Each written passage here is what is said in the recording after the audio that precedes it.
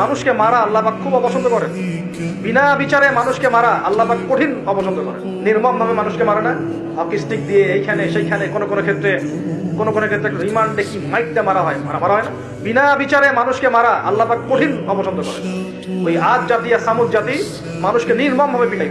ওয়াইদা বাতাসতুম, আল্লাহ সূরা আপনার শুআরার মধ্যে বলছেন, ওয়াইদা বাতাসতুম, তোমরা যখন কাউকে পিটাও, বাতাসতুম জাব্বারিন, কঠিন পিটান পিটাও, তোমরা কঠিন মাই মারো একদম।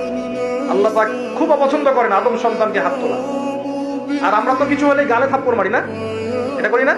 এই হাদিসটা মনে রাখবেন, মানুষের গালে মারা নিষেধ আছে, জানতেন?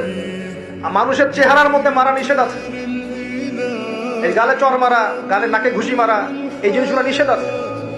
কারণ এই চেহারাটা আল্লাহ রাব্বুল আলামিন, মানে আদম সন্তানের এই স্ট্রাকচারটা আল্লাহ রাব্বুল আলামিন সূরা সদের মধ্যে বলেছেন, খালাকতু বিয়াদাই, আমি নিজ হাতে সৃষ্টি করেছি। সুবহানাল্লাহ। সেই মানুষকে তোমরা এমন নির্মম ভাবে কেন মারো? সারা বিশ্বের দিকে তাকায় দেখেন, এখন প্রত্যেকটা জায়গায় রক্ত ঝরছে। কাদের? মুসলিমদের। কাদের? মুসলিমদের। আল্লাহ পাক আমাদেরকে বোঝার তৌফিক দান করুন।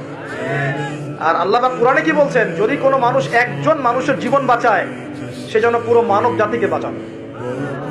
এত পছন্দ আল্লাহর কাছে জীবন বাঁচানো। আর কেউ যদি কোনো মানুষকে অন্যায়ভাবে হত্যা করে, সে যেন পুরো মানব জাতিকে হত্যা করে। আল্লাহ আমাদেরকে হেফাজত করুন। এখন খুন খুব সহজ হয়ে গেছে, মারামারি খুব সহজ হয়ে গেছে, মানুষের জীবন সস্তা হয়ে যাচ্ছে না এখন?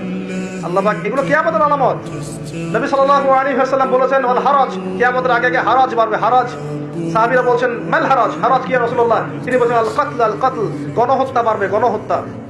কিয়ামতের আগে আগে খালি গণহত্যা বাড়বে। দেখছেন না এখন? সারা বিশ্বের দিকে তাকায় দেখেন।